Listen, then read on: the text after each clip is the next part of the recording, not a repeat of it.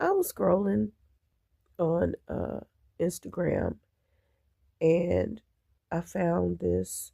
I don't know, I guess he's a parenting coach or something that was talking about, connection over control.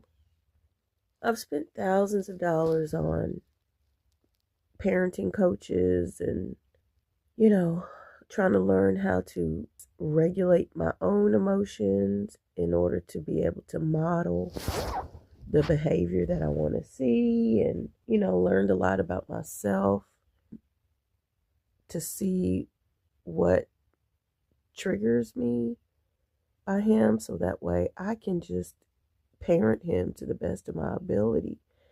And most of the stuff that I have seen since I started learning and relearning and unlearning how to parent this kid has all been about connection over control. I guess I haven't figured out how to make that work because, traditional wisdom has taught me, or traditional parenting in the way I was raised is, there are consequences to your actions, right? And so there's been a lot of negative consequences that I have either assessed, or not only just me, but just, throughout my child's life, or natural consequences. And I don't really see that any of that has made any kind of improvement in his behavior. So I thought that the whole connection thing that would work.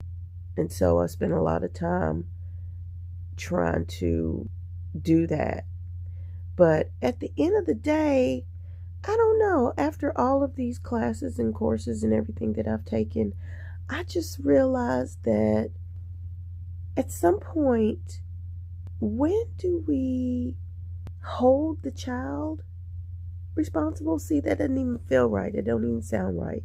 Because on the one hand, I know that a child's brain doesn't develop, especially in a boy, until 25, 26, 27.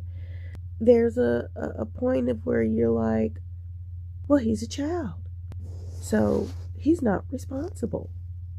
But then, yeah, he is, especially when he becomes a teenager.